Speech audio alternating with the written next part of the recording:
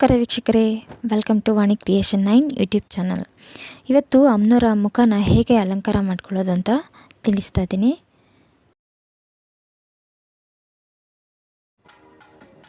ಮೊದಲಿಗೆ ಮುಖನ ನೀಟಾಗಿ ತೊಳ್ಕೊಂಡು ಒಣಬಟ್ಟೆಯಿಂದ ಒರೆಸ್ಕೊಂಬಿಡಿ ಫ್ರೆಂಡ್ಸ್. ಒರೆಸ್ಕೊಂಡಿದ್ದ ನಂತರ ಈ ರೀತಿಯಾಗಿ ಕಣ್ಣಿಗೆ ಹಚ್ಕೊಳ್ಳಿ.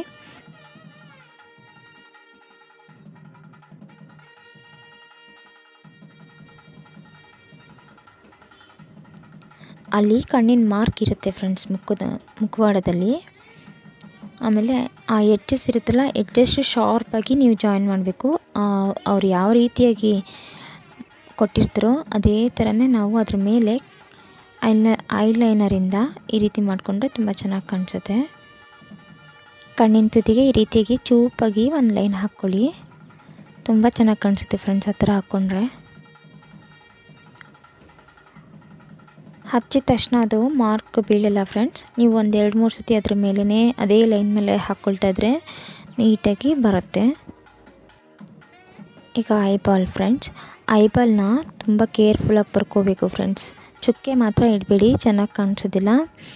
ಅವರು ಕೊಟ್ಟಿರೋ ಮಾರ್ಕ್ ಇರುತ್ತಲ್ಲ, ಆ ಮಾರ್ಕ್ ಎಷ್ಟಾಗಲ ಇರುತ್ತೋ ರೌಂಡ್ ಶೇಪಲ್ಲಿ ಅಷ್ಟಾಗ್ಲೂ ರೌಂಡಾಗಿ ಹಚ್ಕೊಳ್ಳಿ. ನೀವೇನಾದ್ರು ಚುಕ್ಕೆ ಥರ ಏನಾದ್ರು ಒಂದು ಚುಕ್ಕೆ ಇಟ್ಕೊಂಡ್ಬಿಟ್ರೆ ಚೆನ್ನಾಗಿ ಕಾಣಿಸಲ್ಲ. ತುಂಬ ಕೋಪದಿಂದ ನೋಡ್ತಾ ಇದ್ದಾರೇನೋ, ಗುರಾಯಿಸ್ತಾ ಇದ್ದಾರೇನೋ ಅಮ್ಮನವರು ಅನ್ನೋ ರೀತಿ ಕಾಣಿಸುತ್ತೆ. ಹಚ್ಚುವಾಗ ಅಕಸ್ಮಾತ್ ಆ ಕಡೆ ಏನಾದರೂ ಆಯಿತು ಅಂತಂದರೆ ಇಯರ್ಬಡ್ಸಿಂದ ನೀಟಾಗಿ ಒರೆಸ್ಕೊಳ್ಳಿ ಫ್ರೆಂಡ್ಸ್, ಹೊರಟೋಗುತ್ತೆ. ನಾವು ಕಣ್ಣು ಯಾವ ರೀತಿ ರೆಡಿ ಮಾಡ್ಕೊತೀವೋ ಮುಖ ಆ ರೀತಿ ಕಾಣಿಸುತ್ತೆ. ಅದು ಕೋಪದಲ್ಲಾಗಿರ್ಬೋದು, ಅಳು ಮುಖ ಆಗಿರ್ಬೋದು, ನಗು ಮುಖ ಆಗಿರ್ಬೋದು, ಎಲ್ಲನೂ ಕಣ್ಣಲ್ಲೇ ಕಾಣಿಸೋದು. ಹಾಗಾಗಿ ನೀಟಾಗಿ ನಗು ಮುಖ ಬರೋ ರೀತಿ ನಾವು ಕಣ್ಣನ್ನು ರೆಡಿ ಮಾಡ್ಕೋಬೇಕು ಫ್ರೆಂಡ್ಸ್.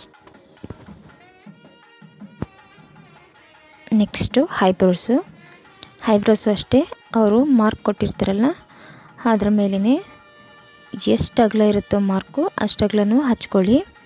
ಐಬ್ರೋ ಸ್ವಲ್ಪ ದಪ್ಪ ಇದ್ರೂ ಚೆನ್ನಾಗಿ ಕಾಣಿಸುತ್ತೆ. ನೀಟಾಗಿ ಲೈನಿಂದ ಆಚೆ ಹೋಗದೇ ಇರೋ ರೀತಿ ನೀವು ಹಚ್ಕೊಳ್ಳಿ.